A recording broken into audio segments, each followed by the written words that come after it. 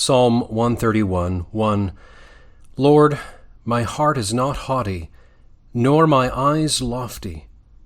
Neither do I exercise myself in great matters, or in things too high for me. The purpose of David in this psalm is both to exhort and direct the people of God constantly and perpetually to place all their hopes and confidence in God. He exhorteth them to hope, and directeth them in the right way of hoping and trusting God. He doth both by propounding his own example, wherein first he professeth his humility, and so denieth the opposite of this hope, and that is presumption and self-conceit, verse 1. Secondly, by declaring his submission and absolute resignation of himself to the will of God. Both together teach us this lesson, doctrine, that an holy, humble heart that is content to live at God's finding can best trust in God. It must needs be so. 1. Partly in regard of God, for those that exalt themselves shall be humbled. He is a party against the proud. James 4:6, he resisteth the proud. Untitled. Pride crosseth God's design of abasing all flesh before him. 2.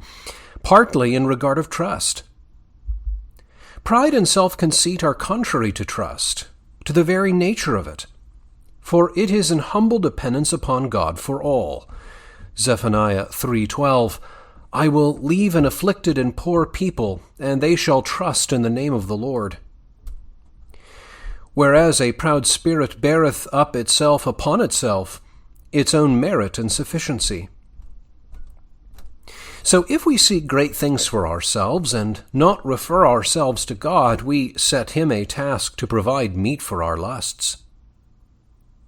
Therefore it is said, Hebrews 13:5, Let your conversation be without covetousness, and be content with such things as ye have, for he hath said, I will never leave thee, nor forsake thee. Implying that the heart must be purged from covetousness, ambitious affectation, or aspiring after worldly greatness, before it is fit to meddle with promises. Use. Therefore, if we would trust in God, we must be sensible of sin and impotency to help ourselves, and, however matters be, refer all to God with an humble and quiet mind. I begin first with his profession of humility. Therein I shall a little discourse, first of the exactness or integrity of it, second, the sincerity of it, third, the lawfulness and usefulness of it. First, the integrity and exactness of it. He did carefully beware of all pride in heart, gesture, and practice. For you may observe 3 degrees. 1. Pride is seated in the heart. Therefore he saith, My heart is not haughty. 2. It bewrayeth itself in the members and gestures of the body. Therefore he saith, Mine eyes are not lofty. 3. It showeth forth itself in some unwarrantable actions besides our calling or beyond our power. Therefore he saith, I do not exercise myself in things too high for me. He that would be a complete, humble man must show it in his heart, gesture, and behavior. Secondly, the truth and sincerity of it. For a doubt may arise how he could wholly acquit himself of pride, since it is called pride of life, 1 John 2:16, because it sticketh by us as long as we live, and the best of God's children have been troubled with it to the last. Therefore one compareth it to the shirt, the garment which we last put off. The Apostle Paul, who was an elect vessel, one wrapped into the third heaven, found some seeds of pride in his heart, which would have sprung forth, but that God repressed them by a sharp correction, 2 Corinthians 12:7, lest I should be lifted up above measure by the abundance of revelation. There was given me a thorn in the flesh, the messenger of Satan, to buffet me. I answer, 1. Not absolute perfection is here asserted, but gospel sincerity. He endeavored to keep pride and ambition out of his heart, and did in a great measure prevail against it. Till we get rid of the flesh, we shall never wholly get rid of pride. But if we watch and strive against it, and overcome it in any considerable measure, we are accounted and accepted as humble. 2.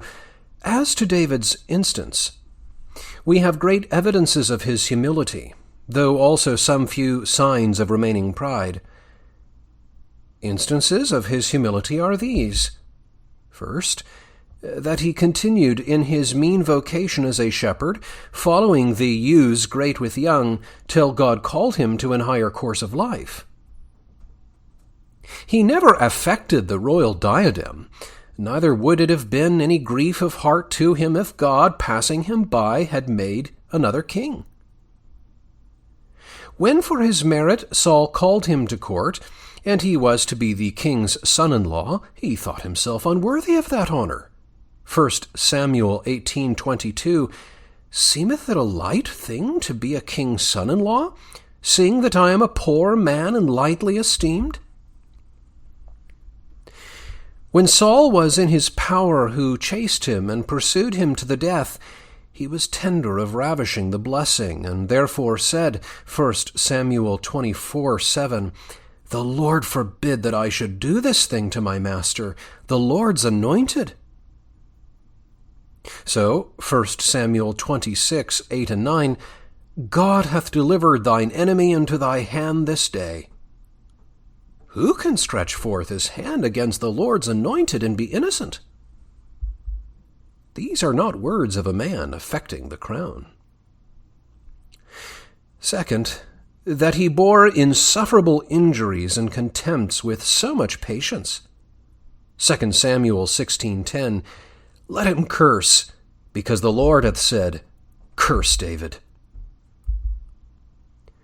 Third, that he could love them that reproved him for his sins. Psalm 141, verse 5, Let the righteous smite me, and it shall be a kindness. Let him reprove me, and it shall be an excellent oil, which shall not break mine head. Far meaner people would not take it so kindly. Fourth, that he was so submissively ready to take what portion God would carve out for him when God began to chastise him for his sins. 2 Samuel 15:25-26, And the king said unto Zadok, Carry back the ark of God into the city. If I shall find favor in the eyes of the Lord, he will bring me again, and show me both it and his habitation.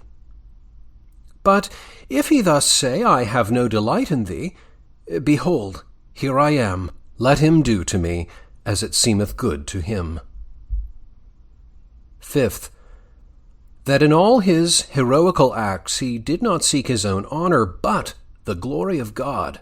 Psalm 115, verse 1, Not unto us, O Lord, not unto us, but unto thy name give the glory. Sixth, that in his whole dealing with God he durst not trust in his own righteousness, but wholly took sanctuary in the new covenant. Psalm 130, verses 3 and 4, If thou, Lord, shouldst mark iniquities, O Lord, who should stand? But there is forgiveness with thee, that thou mayest be feared. Psalm 143, verse 2, Enter not into judgment with thy servant, for in thy sight shall no man living be justified. Now judge you whether a man that found all this in himself could not say, Lord, my heart is not haughty. Yet, notwithstanding this, David was not wholly divested of this evil habit of pride, but something of it remained in his heart. some strings of this evil root were found there. Why else doth he beg of the Lord to be kept back from presumptuous sins? Psalm 19:14. In the Hebrew, from prides. He found some inclination, else why should he pray they had dominion over him? So when the people all about were subdued by him, he began to be drunk with worldly prosperity. Psalm 30, verse 6, In my prosperity I said, I shall never be moved. Again, no man can deny but that his heart was lifted up with pride when he caused the people to be numbered from Dan to Beersheba, that he might know what a mighty king he was. 2 Samuel 24, verse 2, which vainglory of his cost him and the people dear. Yet, notwithstanding all these remnants of pride, he doth and might say, Lord, my heart is not haughty. 3. Therefore I add, for the truth of his plea he appealeth to God, and from all those that are affected like David, God will accept of the appeal. First, he could in truth of heart appeal to God. Lord, my heart is not haughty. He appealeth to him who knoweth all things. Lord, from whom nothing is hid, thou knowest that this is the very disposition of my soul. If I have anything, it is from thee. It is thy providence which brought me from following the ewes great with young to feed and govern thy people. Such an holy man would not rashly invoke God and take his holy name in vain, but, knowing his integrity, durst call God to witness. The saints are wont to do so upon like occasions, as Peter, John 21:17, Lord, thou knowest all things, thou knowest that I love thee. They know they have a God that will not be deceived with any shows, and that he knoweth and approveth them for such as he findeth them to be. So Job doth in the sincerity of his heart appeal to God, Behold, my witness is in heaven, and my record is on high. Job 16:19. So Jeremiah, chapter 17, verse 16, I have not desired the evil day, Lord, thou knowest. Bold men, that mind not what they say, may falsely and rashly appeal to God, but it is one thing what some do in passion and with a troubled mind, as Sarah, Genesis 16:5, the Lord judge between me and thee. And it is another thing what holy persons, divinely inspired, do upon deliberation, and having considered what it is to make an appeal to God out of the tranquillity of a good conscience, and upon new covenant terms. Second, from those that are affected like David, God will accept the appeal. For in the account of God we are that which we sincerely desire and endeavor to be, and for the general course and tenor of our lives are, though there be some intermixtures of failing. David saith, Lord, my heart is not haughty. And yet he was not altogether free from pride. His profession respecteth his sincere purpose and constant endeavor, and that predominant disposition of his soul. God himself confirmeth such appeals by his own testimony. 1 Kings 15:5, My servant David did that which was right in the eyes of the Lord, neither departed from all that which he had commanded him, save only in the matter of Uriah. Yet we have many failings of David upon record. He sinned many other times and ways besides in the matter of Uriah. His distrust that he should perish one day by the hand of Saul, 1 Samuel 27, verse 1, when he had God's promise that he should outlive him. His deep dissimulation before Achish, especially when he tendered his service to him in the wars against Israel, 1 Samuel 27:10. His rash choleric vow to destroy Nabal and all that belonged to him, 1 Samuel 25:22, when indeed he had done him in rigor of justice no wrong. His injustice to Mephibosheth, and that contrary to the kindness of his old trusty friend Jonathan, upon the bare suggestion of a servant and false informer, 1 Samuel 16:4, and then restoring but half when he knew the suggestion to be false, he was blinded by reason of state, etc.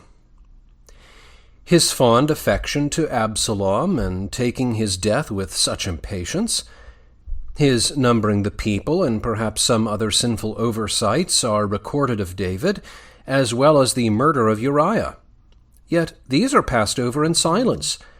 Only his presumptuous sin is mentioned. Such a testimony also doth God give of Job, when he saith to Eliphaz the Temanite, Job 42:7, My wrath is kindled against thee, and against thy two friends, because ye have not spoke of me that which is right, as my servant Job. Yet he himself confesseth that he had spoken amiss of God, verses 3 and 6. And in the third verse, I have uttered that I understood not. Therefore, verse 6, he abhorred himself and repented in dust and ashes. But these things, so inconsiderately spoken by him, fell from him besides his purpose and out of mere human infirmity, and therefore not laid to his charge.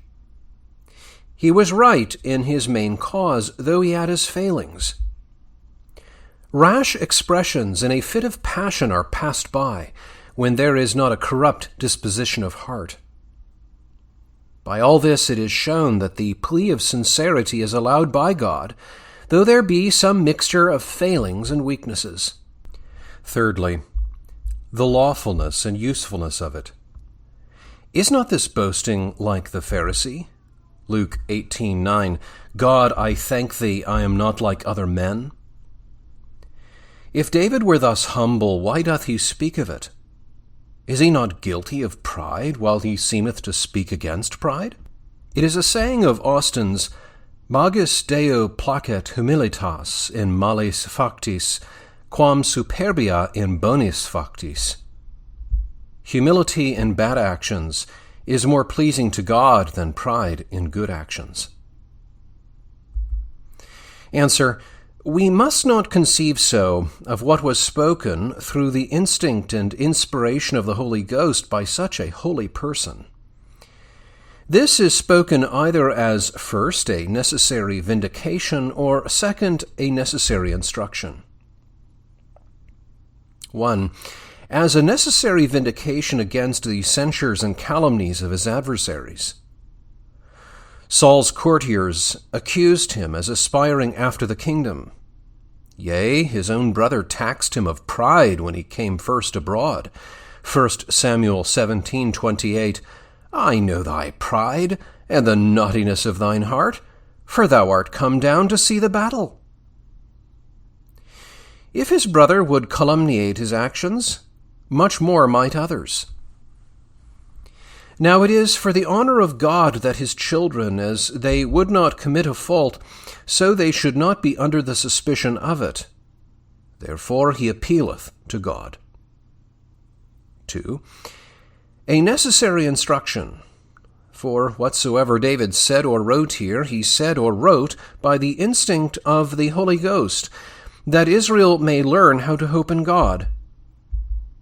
Now herein David is a notable pattern of duty, both to superiors and inferiors. First, to superiors.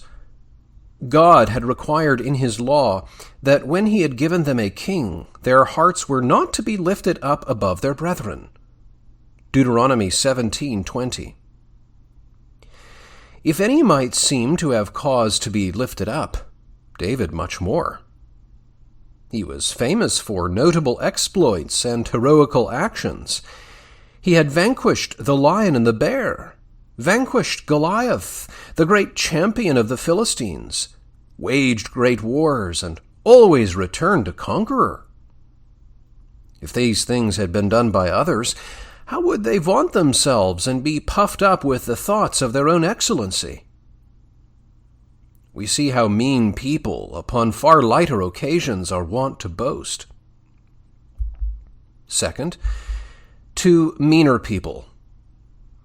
If so great and powerful a king had neither an haughty heart, nor lofty eyes, nor high presumptions, surely they should be ashamed to be proud of lesser enjoyments and poor trifling actions.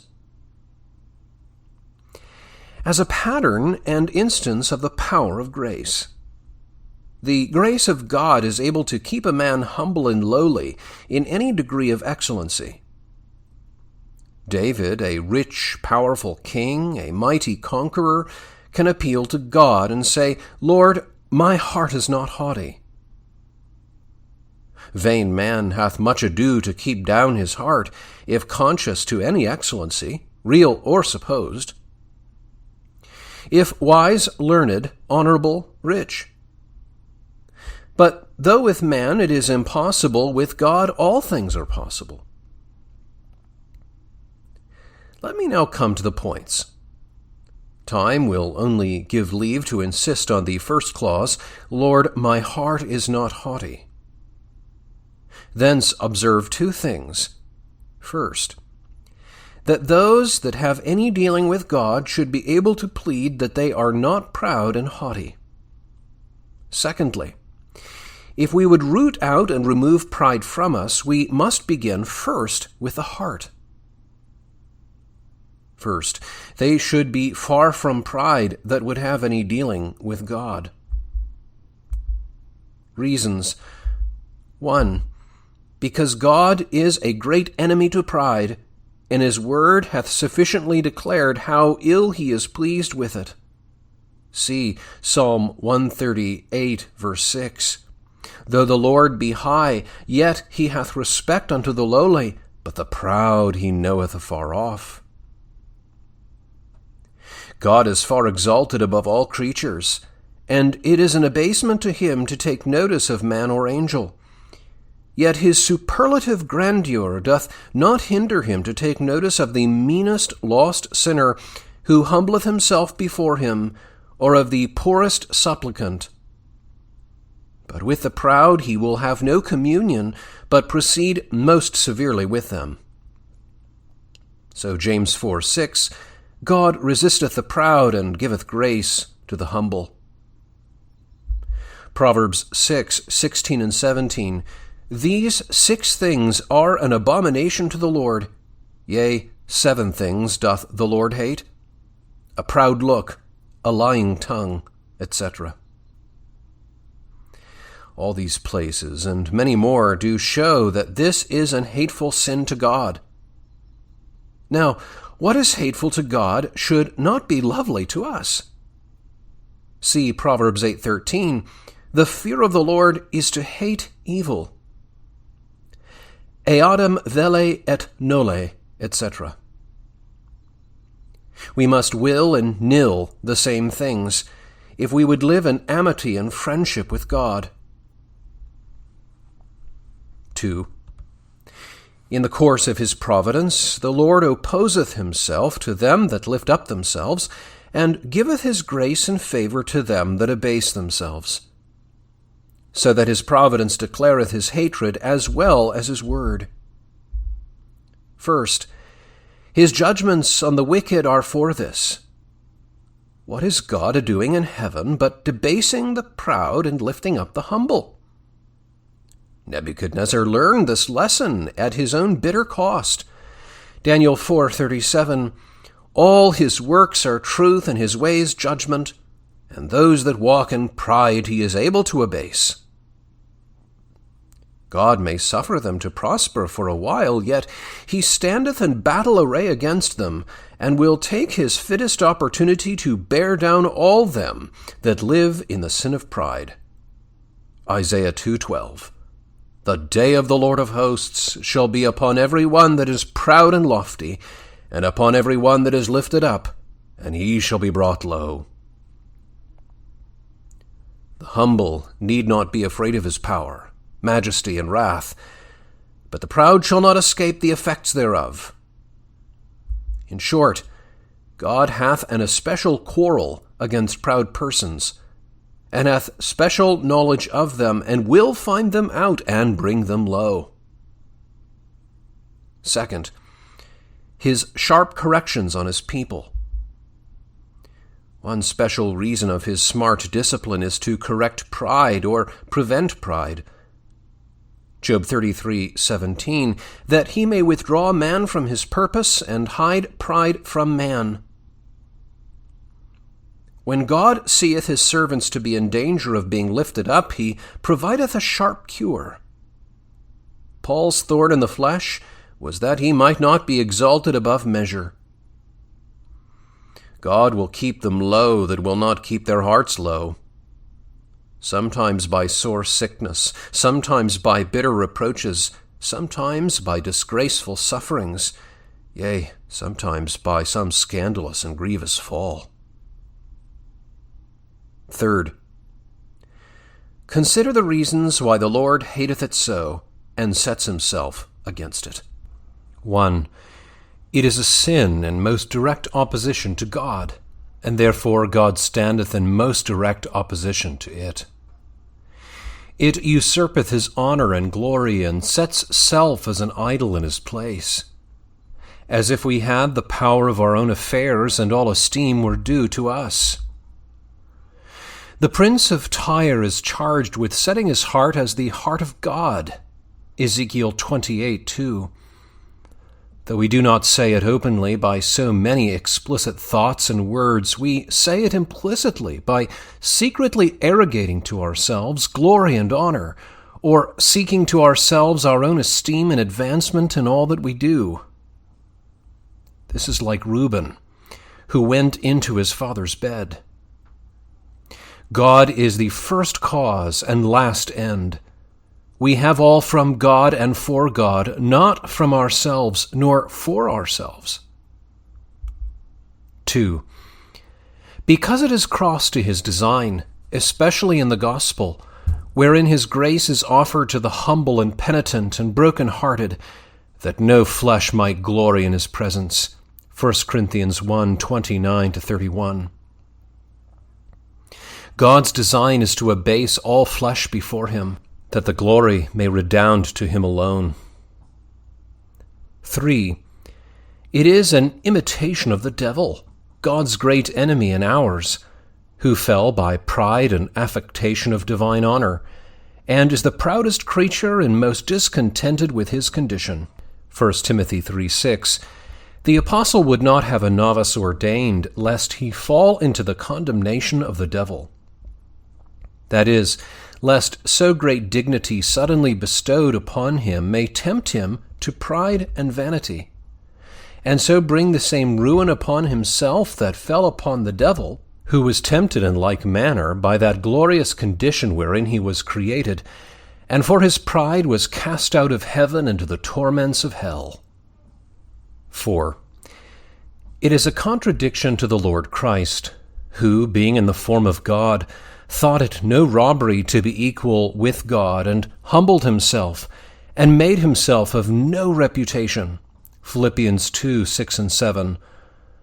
Was not thrust down for robbery and usurpation, but came down and lived a poor and mean life, that he might become a pattern and an example to us. Matthew 11:29. Learn of me, for I am meek and lowly in heart. He went not before us in a life of pomp and ease and worldly glory, but meanness and abasement. 5. It is an unreasonable sin. How vain are all those things for which the hearts of men are wont to be puffed up. Usually pride feedeth upon empty shadows, and if any seem to arise out of any true worth and excellency, it is rather supposed and imaginary than really existing in us. What? Are men proud of birth? Were not all our ancestors conceived and born in sin? And is not all blood of a color? When the Jews were proud of their stock, the Lord telleth them their father was an Amorite and their mother an Hittite. Ezekiel 16:2. Is it for our greatness and dignity? Which, though it be never so great, will not warrant our pride, for our best estate is but vanity. brittle when it is brightest. Psalm 39:9. We shall not long continue what we are, but death will level us with others. Psalm 49:10-12. And others will tread upon our graves as we do upon the graves of our ancestors, who enjoyed the same honors before us. What is it we are proud of? Acuteness of wit and singular erudition and learning? If it be not sanctified, our understanding will be our ruin. Isaiah 29:10, The Lord hath poured out upon you the spirit of deep sleep, and hath closed your eyes. The prophets and your rulers, the seers hath he covered. By understanding, we are undone. The devil is more subtle, Genesis 3:1, yet a tormented creature. If it be sanctified, we shall see more cause to be humble than lifted up. Is it our riches we are proud of? 1 Timothy 6:17, Charge them that are rich in this world, that they be not high-minded, nor trust in uncertain riches, but in the living God. Who would trust in such an uncertain thing, without a man, no more to us than rich trappings to an horse? Is it for grace? To whom is the glory due, to thee or God? 1 Corinthians 4:7. Who maketh thee to differ from another, and what hast thou that thou didst not receive? Now if thou didst receive it, why dost thou glory as if thou hadst not received it? Will you rob God to put the crown upon your own head? What a suspicion do you bring upon your gifts and graces if you are proud of them, that they are rather common than saving? 1 Corinthians 8, verses 1 and 2, rather supposed and imaginary than real. Galatians 6:3, If any man think himself to be something when he is nothing, he deceiveth himself. Usually common gifts and common graces are of a more swelling nature. 6. Because of the mischiefs of pride, what was the bane of our first parents and the whole world of mankind but pride? What hath divided the church and tore it in so many factions but pride? Therefore the apostle, when he presseth to unity and like-mindedness, he giveth cautions against pride. Philippians 2, 1-3. Let nothing be done through strife or vainglory, etc. What divideth friends and neighbors but pride? Only by pride cometh contention, saith Solomon. Proverbs 13:9. They that have a proud heart envy superiors, contend with equals, disdain inferiors. They would shine alone in the earth. Why did Miriam and Aaron rise up against Moses, the meekest man upon earth? Nothing but their pride. Numbers 18:2. Yea, was not this the cause of contention among the apostles themselves? They strove who should be greatest. Therefore Christ telleth them, Matthew 18:1-3, Except ye be converted, and become as little children, ye cannot be my disciples. Use. Oh, then, if we would enjoy communion with God, let us remove pride far from us. All sorts of pride. First, there is a pride which consists in impenitency and disobedience, which maketh us slight the great business of reconciliation with God through Christ. Psalm 10:4, The wicked, through the pride of his countenance, will not seek after God, and also neglect the clearest and most necessary duties, which the Word of God recommendeth to us. Nehemiah 9:16, Our fathers dealt proudly, and hardened their necks, and hearkened not to thy commandments. Verse 29. They dealt proudly and sinned against thee. What is pride, if this be not to contest and enter into the lists with God, and to set up our wills against the will of our Creator. Second, there is a pride which showeth itself by swelling against God's providence, entertaining mercies with disdain, crosses with anger. It venteth itself by unthankfulness for his mercies.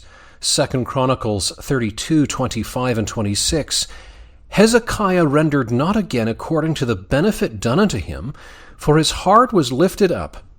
Therefore there was wrath upon him, etc. Or slighting mercies. Malachi 1:2. I have loved you, saith the Lord. Yet ye say, wherein hast thou loved us? Also by muttering and complaining of God's dealings with us. Leviticus 26:41.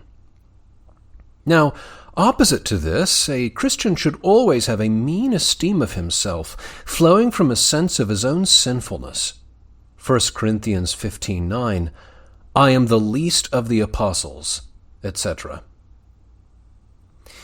The undeserved goodness of God, 2 Samuel 7:18, David sat before the Lord and said, Who am I, O Lord God, and what is my house that thou hast brought me hitherto? And kindly take all chastisements from him as less than our deserving. Third, there is a pride which consists in overvaluing ourselves and showeth itself either in the mind and conceit or desires. In the mind and conceit, when we set an high price upon ourselves, and represent ourselves to ourselves in a feigned likeness. Romans 12:3, Let no man think of himself above what he ought to think. Alas, we that are so well acquainted with ourselves and our own weakness should be inclined to prefer others in honor before ourselves. Romans 12:10. We know more by ourselves than we can by others. Let us not look upon ourselves in the glass of self-love, for there is nothing more fallacious than that glass. Proverbs 16:2, All the ways of a man are clean in his own eyes, but the Lord weigheth the spirit. If God put us into the balance. But when we look upon ourselves in the glass of self-conceit, everything seemeth double to what it is, and we think ourselves much wiser and better than we are. On the other part, we should desire no more esteem from others than God alloweth us to have, and not overvalue that neither. 1 Corinthians 4:3, With me it is a very small thing that I should be judged of you or of man's judgment. Elakiston. We should not make too great a matter of other men's thoughts of us. Otherwise, how soon will it be a snare to us? John 5:44, How can ye believe, which receive honor one of another? John 12:42, Among the rulers many believed on him, but because of the Pharisees they did not confess him, lest they should be put out of the synagogue. Lastly, there is another sort of pride, and that is seeking great things for ourselves. We must have such honor, such estates. Surely they ascribe too much to themselves that would prescribe to God at what rate they would be maintained. No, let him choose our portion for us. Blessed are the poor in spirit, Matthew 5:3. In the heart it is seated and powerfully rooted.